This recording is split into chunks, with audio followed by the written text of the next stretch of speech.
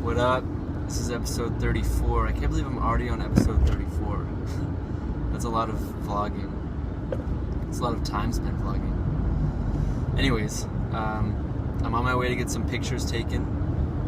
Some family pictures because my dad's ex-fiance, who is the mother of my two half-brothers, so we have the same father, different mothers. I'm still close with her. She's still a family friend, of course, always. And she's heading back to Puerto Rico soon with the two boys. So we're gonna have some family pictures taken before we leave. Just typical family errand. But it's also gonna be. I think I might see her before she leaves. Maybe not. Anyways, we'll see.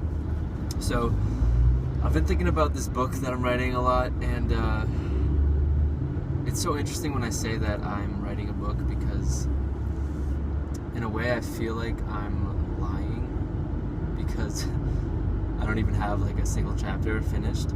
But at the same time I feel so professional and legit saying it, because I've been planning this book for about a year now. I think I started planning it last July or last June, and now it is July again. So yeah, it's been about a year, and it's odd to have started a project a year ago and still not have like a draft or even a chapter done.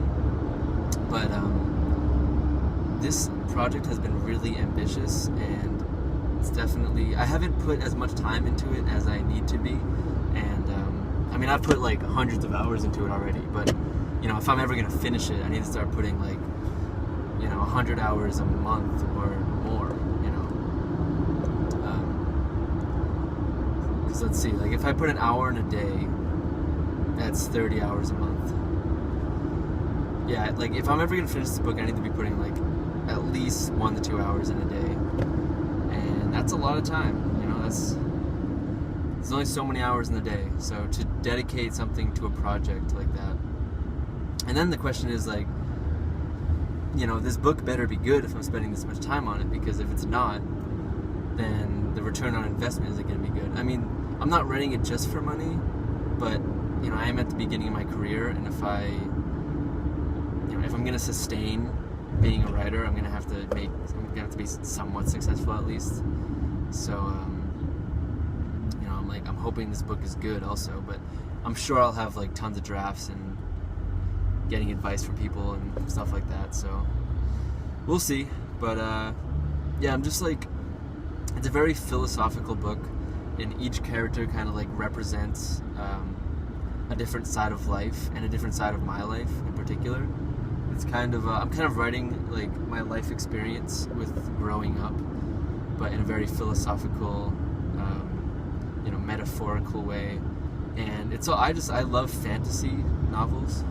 I love like medieval fantasy, like wizards and warriors and big monsters that people fight, and cool cities and stuff like that. Like Game of Thrones, Lord of the Rings, The Hobbit, just stuff like that. I've always loved it. I played RuneScape, the medieval fantasy computer game, for a long time. I was really, really, really, really, really good at it. If anyone knows, whoever watches this, probably not anyone will ever watch this, but if anyone watches this and knows anything about RuneScape, I had a maxed account, and I was a PKer, and I had 10,000 subscribers on YouTube, and so I was like skillful and famous and super wealthy in the game. And even though it's kind of lame, it's one of like the biggest achievements of my life. And I do kind of know like what it's like to be famous, because I was pretty famous on that game. And considering there were millions of players, like there were a lot of people who knew who I was in like the virtual reality that was that game. And so yeah, that's cool. And then I played Magic the Gathering, the card game, for a few years, and I was also really good at that. I used to travel around New England doing tournaments. I never won a really big tournament, but I did get pretty high in some of the placings, and I did win some smaller tournaments, like like 40 or 50 people size tournaments. So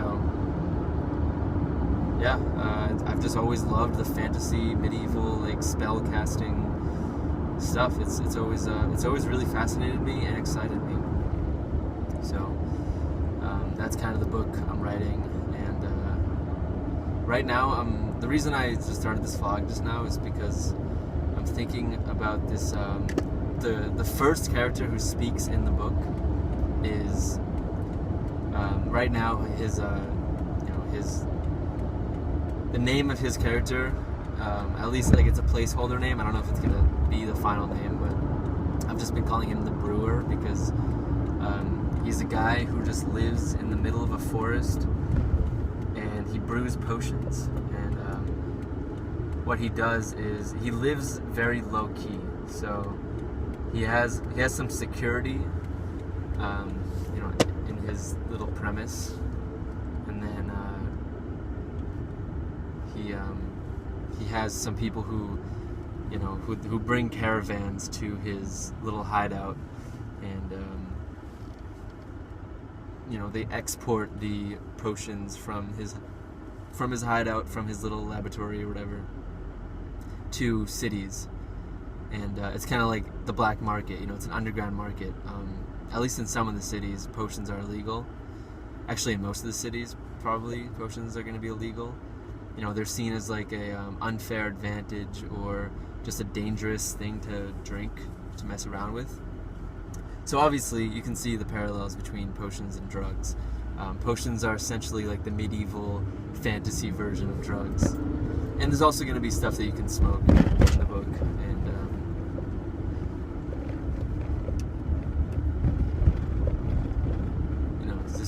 just other substances that he makes, and that are traded among people in the book, and characters and stuff.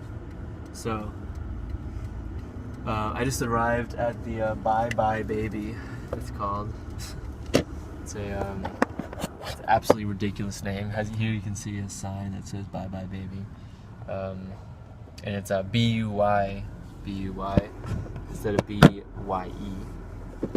So as you can see, I got my collar. I had the dress a little formal, not too formal, but just a little bit, and yeah. So the Brewer in the book, he basically represents the devil in a sense. Not necessarily the evil parts of the devil, but more like the self-doubt, shame, depression side of the devil. Because the devil lives inside of all of us, and I don't mean that in like a literal way. I just mean that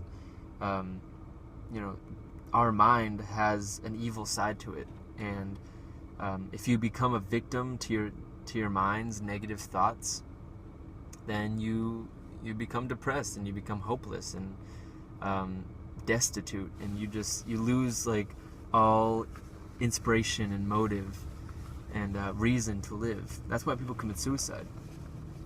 Or excuse me, that's why people kill themselves. I don't like saying commit suicide because that phrase derives from when suicide was illegal, and I don't really see suicide as a crime because it's your life. If you want to take it, then take it.